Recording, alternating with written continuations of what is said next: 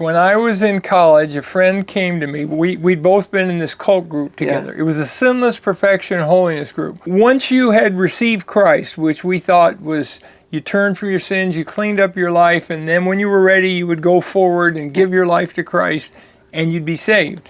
Once you did that, if you sinned after that, you lost it and could never get it back. So you were doomed if you said a cuss word, smoked a cigarette. Doomed, because those were, in our view, those were sins. And so this friend of mine came to me, and he was going to University of Southern California, and he said, Bob, is it possible your view of the gospel is wrong? And he had become a Christian through crusade. Yeah. And so I went with him to a meeting at USC, and I prayed about it. I said, Lord, this could be leading me astray, but on the other hand, what if this is what you want me to do? So I went there. I heard some people talk about the free gift, about by grace through faith apart from works, and I was like, this is too good to be true, but I really need to follow up on it. In fact, afterwards, one guy lit up a cigarette and another guy said a cuss word, and both of these guys were crew people that were supposed to be born again. And I said to my friend John, I said, how can these people be Christians? They're cussing, they're smoking.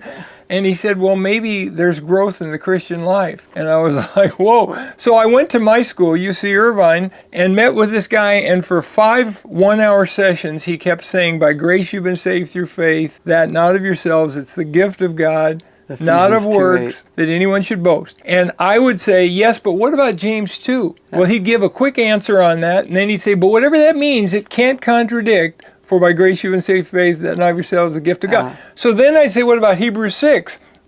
He'd come, I gave him like 10 passages the first time we met. Second time we met, same thing. I kept going to passages or issues, and another 10 times he quotes Ephesians 2, 8, and 9.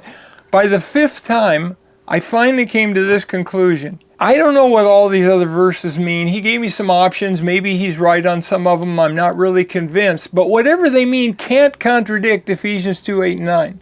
This is true, and I believe it, and I know I'm saved forever, and I know it has nothing to do with me being sinless. And my life changed. I went from pre-med to pre-ministry, and I've since devoted my life to telling people about this good news.